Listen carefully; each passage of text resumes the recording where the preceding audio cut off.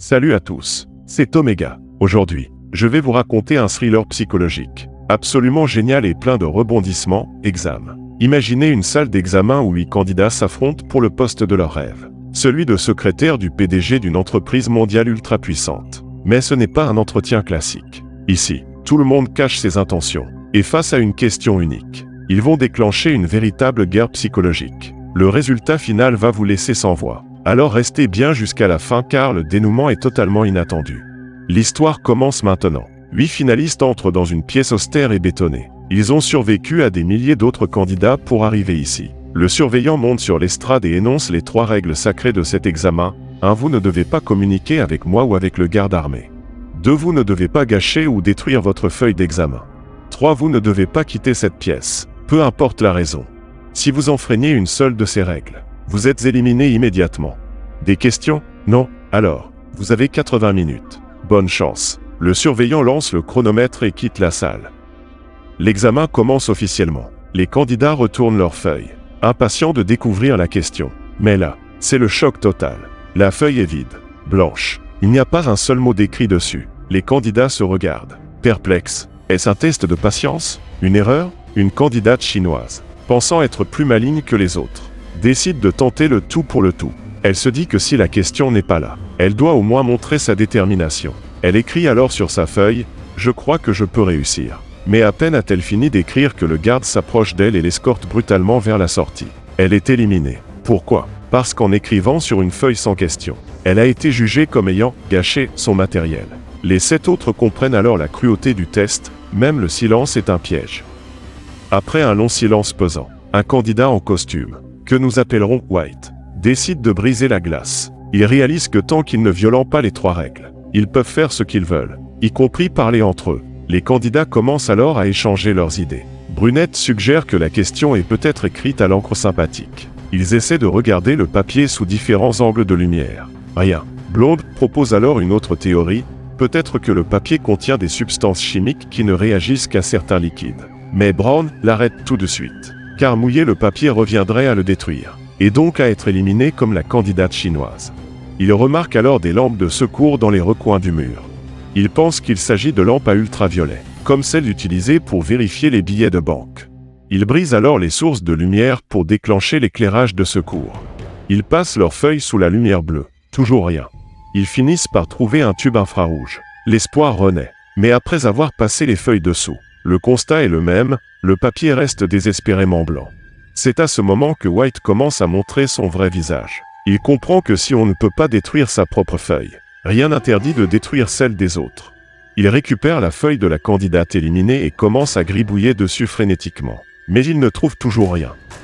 Le temps presse. Le chronomètre tourne sans s'arrêter. Parmi les candidats, il y a un homme qui semble totalement déconnecté, que les autres appellent le sourd. Il marmonne sans cesse. Si vous regardez bien, vous verrez tout. White, excédé, l'insulte violemment. C'est alors qu'un candidat indien propose une théorie du complot, et si cet examen n'était qu'un pari pour les membres du conseil d'administration cachés derrière les miroirs sans teint? Black, un autre candidat, n'y croit pas. Mais le doute s'installe. Brunette lève alors les yeux vers le plafond et remarque les gicleurs d'incendie. Elle pense que la question a besoin d'un liquide spécifique pour apparaître. White et Black acceptent de tenter l'expérience. Ils utilisent le briquet du garde pour brûler la feuille de la candidate chinoise et déclencher l'alarme. L'eau se met à couler partout. Ils trempent leurs feuilles. Mais devinez quoi? Toujours rien. Pire encore. Brunette est éliminée car dans la confusion, White a échangé sa feuille avec la sienne. C'est elle qui a brûlé sa propre feuille sans le savoir. La cruauté de White n'a plus de limite. Il manipule ensuite le sourd pour qu'il déchire sa propre feuille, l'éliminant ainsi du jeu. White devient l'homme à abattre. Black, furieux devant tant de méchanceté, assomme White et le ligote sur une chaise. Mais peu de temps après, White se réveille en pleine crise. Il convulse. Il a désespérément besoin de ses médicaments. Black pense qu'il joue la comédie pour se faire libérer et refuse de l'aider. Il se moque même de lui. Mais le visage de White devient livide. Il est vraiment en train de mourir. Black fouille ses poches, mais elles sont vides. Tout comme les feuilles d'examen. Il ne reste plus que 4 personnes lucides. L'Indien commence à accuser Black d'être un complice de l'entreprise. Sous la pression, Black finit par craquer. Mais avant qu'il ne puisse s'expliquer, White s'effondre. On découvre que ses médicaments ont été volés. Ils fouillent partout et finissent par trouver les pilules dans le tiroir de l'Indien. Ce dernier a essayé de tuer White pour éliminer un concurrent, avant que White ne puisse avaler ses médicaments. L'Indien les jette dans les égouts. C'est un acte d'une cruauté absolue. Black hurle vers les caméras pour demander de l'aide. Et il est éliminé à son tour pour avoir communiqué avec le surveillant. Heureusement, Blonde réussit à récupérer une pilule coincée dans une fente avec son épingle à cheveux, sauvant ainsi la vie de White.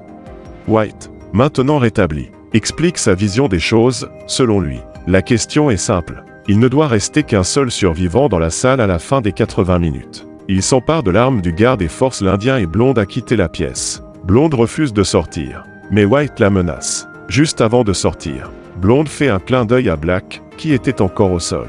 Black tente une attaque surprise, mais White est plus rapide et lui tire dessus. Black s'effondre dans une mare de sang. Le chronomètre arrive à 0. White exulte. Il pense avoir gagné. Il s'adresse aux caméras, fier de lui, mais alors qu'il savoure sa victoire, le garde s'approche pour l'éliminer. Pourquoi ? Parce que le sourd avait modifié le chronomètre plus tôt pour qu'il aille plus vite. Le temps n'était pas réellement écoulé. En s'adressant aux caméras avant la fin réelle du temps, White a enfreint la règle numéro 1. Il est éliminé. La seule survivante est Blonde, qui avait gardé un pied à l'intérieur de la salle pendant que le reste de son corps était dehors. Elle est la dernière personne officiellement présente dans la pièce.